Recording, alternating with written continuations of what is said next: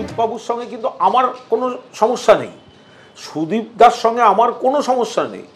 আমি বলছি এই 5-6 দিন আগে আমি ঠিক যে পার্টি অফিসে যে জায়গাটা বসে কথা বলছি, এই জায়গাটা উপচে পড়েছিল ছেলে অন্য একটি ওয়ার্ডের, রাস্তা বন্ধ হয়ে গেছিল, এত ভিড়, সাংসদের কাছে গিয়ে ন্যায় বিচার না পেয়ে আরও কেউ ওখানে অন্য জায়গায় যায়, তারা আমার কাছে এসেছিলেন, আমি তাদের পাশে দাঁড়িয়েছি। এইগুলোতে সাংসদ রেগে যাচ্ছেন। উত্তর কলকাতার বিভিন্ন পকেটগুলোতে বিভিন্ন সমস্যা তৈরি হচ্ছে। আপনি বলুন তো, এই যে 50 নম্বর ওয়ার্ডে কাউন্সিলর সজল ঘোষ, ও একটা স্বীকৃতি চেয়েছিল, একটা কাজ চেয়েছিল, সুদীপ দ্বারা সেটা হতে দেননি। সজলকে দলে রাখার আমি শেষ চেষ্টা করেছি। তাহলে সুদীপবাবু, আপনি এত বড় নেতা, আপনি সজলকে থাকতে দেবেন না, আবার সজল উল্টো দিকে দাঁড়ালে আপনি এবং আপনার স্ত্রী তাকে হারাতেও পারবেন না।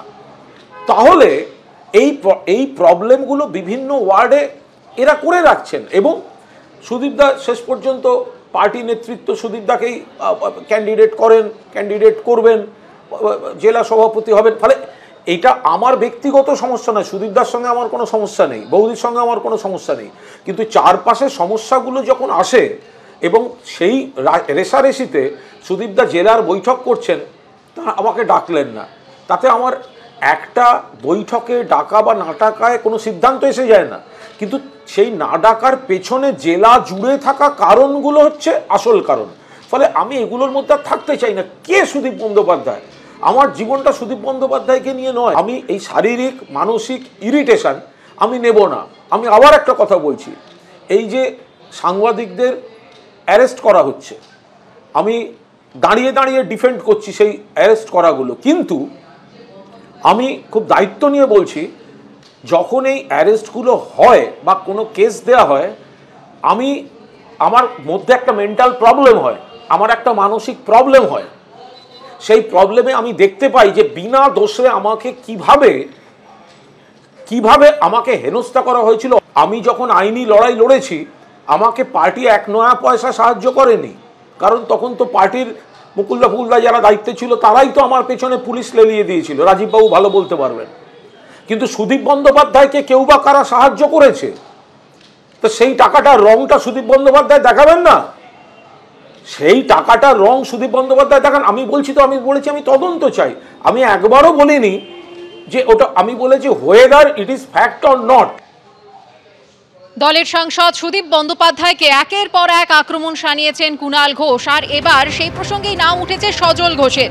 সজল ঘোষ একটা স্বীকৃতি চেয়েছিল, সুদীপরা সেটা হতে দেননি, সজলকে দলে রাখতে শেষ চেষ্টা করেছিলাম, এমনটাই জানালেন কুণাল ঘোষ। আর এই মুহূর্তে আমরা টেলিফোনে যোগাযোগ করে নিয়েছি বিজেপি নেতা সজল ঘোষের সঙ্গে। সজলবাবু, আমরা দেখছি যে সুদীপ বন্দ্যোপাধ্যায়কে লাগাতার আক্রমণ করছেন কুণাল ঘোষ, আর এবার আপনার নাম উঠে এলো সেই অভিযোগের মধ্যে। সজল ঘোষ একটা স্বীকৃতি চেয়েছিলেন, সুদীপ বন্দ্যোপাধ্যায়রা সেটা হতে দেয়নি এবং দলে রাখার জন্য শেষ চেষ্টা করেছিলেন কুণাল ঘোষ। এই অভিযোগ সম্পর্কে আপনি কি বলবেন? সারাদিন ও সকাল থেকে রাত অব্দি মিথ্যা কথা বলে, ভীষণ ইরিটেটিং, সাধারণ মানুষের ভাষায় আর জ্বলানো, একটাও সত্যি কথা না, ভাট বকা। কিন্তু এই দুটো কথা যেটা বলেছে, এই দুটো কথা মিথ্যে নয়। এই যে দুটো কথা বলেছে, এই দুটো কথাকে আমি মিথ্যে বলতে পারবো না। ওই শেষ অব্দি চেষ্টা করেছিল, আর সুদীপ বন্দ্যোপাধ্যায় এখানে অনেককেই রুল করতে দেয় না, এটাও সত্যি কথা। তবে আমার কাছে তৃণমূল আজকে অতীত। তৃণমূলের কোনো আজকের দিনে তৃণমূলকে আমি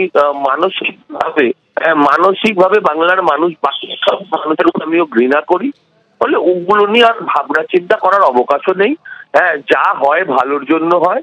ফলে আমি মনে করছি যে আজকে আমি বেরিয়ে এসেছিলাম, তার জন্য আমি সুদীপ বন্দ্যোপাধ্যায়কে থ্যাংক ইউ বলবো। তা না হলে আজকে আমার গায়েও চোরের বদনাম থাকতো। আমি মোদিজির নেতৃত্বে এই যে ভারতবর্ষের উন্নয়নের কর্মযজ্ঞ, এই যে আজকে পৃথিবীর 5ম স্থানে আসা, আমিও মনে করি যে আমি সেই লড়াইয়ের একজন সৈনিক। আমি এটাও হতে পারতাম না। এর জন্য আমি অন্য কাউকে নয়, সুদীপ বন্দ্যোপাধ্যায়কেই থ্যাংক ইউ বলবো। তৃণমূলটা আজকে সাধারণ মানুষের কাছে ঘৃণার মধ্যে, কোনো ভদ্রলোক তৃণমূল চাইছে না, বলছে বাড়িতে বউ বকবে, মেয়ে সমাজের কাছে ছোট হয়ে যাবে।